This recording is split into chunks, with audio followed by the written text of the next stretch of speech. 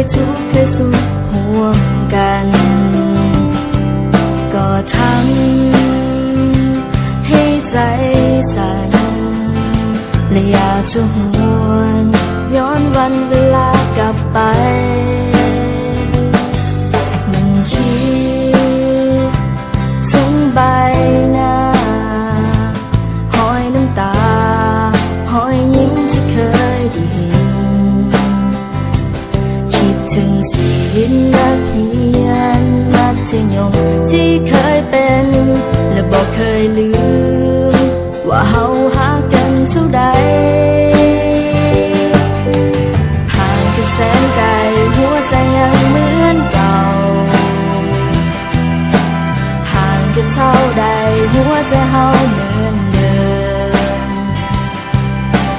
ห่างกันแสนนานความคิดถึงที่มีนับวันยิ่งเพิ่มเติมให้หัวเฮายังบ่ลืมกัน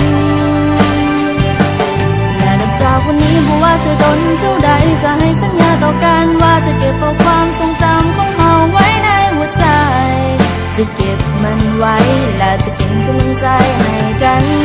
เมื่อวันต่อไปถ้าเจ้าอาจต้องเสียใจหรือเจ้าต้องมีน้ำตาคอยนึกถึงความทรงจำของเฮาวันนั้นในวันที่เฮาเคยอยู่เคียงข้างกันและมันยังคงจะเป็นแบบนั้นตลอดไป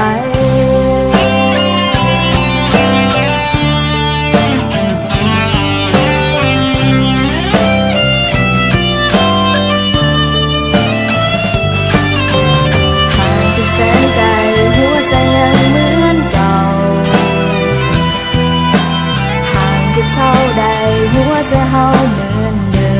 มห่างกันแสนนานความคิดถึงที่มีนับวันยิ่งเพิ่มเติมให้หัวเฮายังบ่ลืมกันและนับจากวันนี้บ่ว่าจะโดนเท่าใดจะให้สัญญาต่อกันว่าจะเก็บเอาความทรงจำของเฮาไว้ในหัวใจจะเก็บมันไว้และจะเป็นกำลังใจให้กันวันต่อไปถ้าเจ้าอาจต้องเสียใจหรือเจ้าต้องมีน้ำตาคอยนึกถึงความทรงจำของเรา